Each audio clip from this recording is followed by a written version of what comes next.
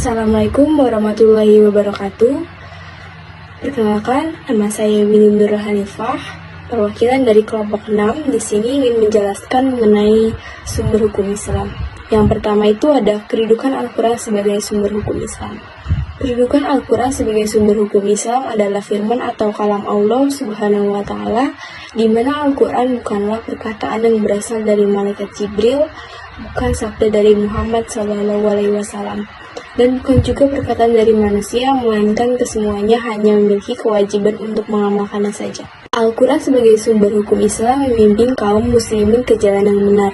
Selain itu, Al-Quran juga bersifat obat penawar atau asyifa yang mampu menenangkan batin. Al-Quran juga disebut sebagai An-Nur, artinya cahaya yang menerangi manusia dalam kegelapan. Lalu, Al-Furqan berarti sumber hukum yang dapat membedakan antara hak dan batil, serta Al-Huda yang artinya petunjuk ke jalan yang lurus. Yang selanjutnya itu ada kandungan hukum dalam Al-Quran. Para ulama mengelompokkan hukum yang terdapat pada Al-Quran ke dalam 3 bagian, yaitu yang pertama, akidah atau keimanan. Akidah atau keimanan adalah keyakinan yang tertanam kuat di dalam hati. Yang kedua, syariah atau ibadah. Hukum ini mengatur tentang cara ibadah yang baik. 3, akhlak atau budi pekerti. Al-Quran menuntun bagaimana seharusnya manusia berakhlak atau berperilaku. Oke, lalu yang ketiga ada perbedaan ulama mengenai hukum Islam dalam Al-Quran. Rasulullah telah menegaskan bahwa perbedaan pendapat dalam memahami hukum Islam merupakan keniscayaan. Adanya perbedaan pendapat para ulama tidak disebabkan karena faktor kepentingan pribadi dan nafsu, namun lebih disebabkan karena adanya persoalan keilmuan semata. Mereka melakukan analisis untuk mencari kebenaran semampu mungkin.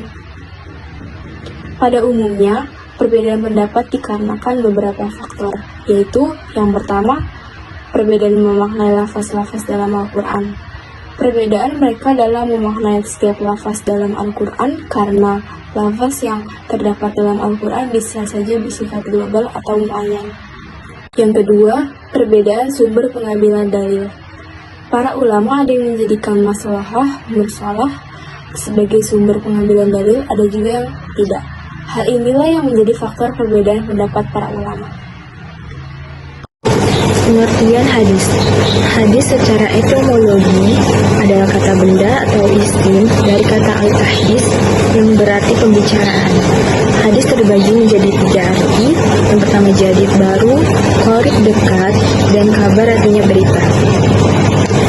Pengertian hadis secara terminologi terjadi perbedaan di antara ulama hadis dan ahli usul. Ulama hadis ada yang memberikan pengertian terbatas dan juga luas. Pengertian terbatas sebagai berikut: segala ucapan Nabi Muhammad SAW, perbuatan dan segala keadaan.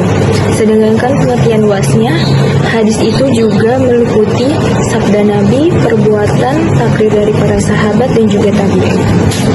Sedangkan menurut ahli usul, hadis adalah segala perbuatan, perkataan, dan segala takrir Nabi Muhammad SAW yang bersangkut paut dengan hukum.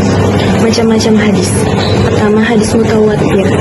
Ialah hadis yang diriwayatkan oleh banyak rawi. Mutawatir terbagi menjadi 2, yaitu mutawatir lafzi dan ma'nawi. Yang kedua, hadis ahad. Secara etimologi, ahad adalah bentuk jamak yang berarti satu. Menurut istilah ialah hadis yang tidak sampai derajat mutawatir. Hadis ahad terbagi menjadi 3, yaitu hadis masyhur, aziz, dan gharib. Sinonim hadis ada beberapa istilah, yaitu sunan, kabar, dan hasan. Sunan adalah segala yang diperintahkan, dilarang, dan dianjurkan, baik perbuatan, perkataan, dan kebiasaan yang dilakukan berulang kali. Kabar adalah sesuatu yang datang dari selain Nabi.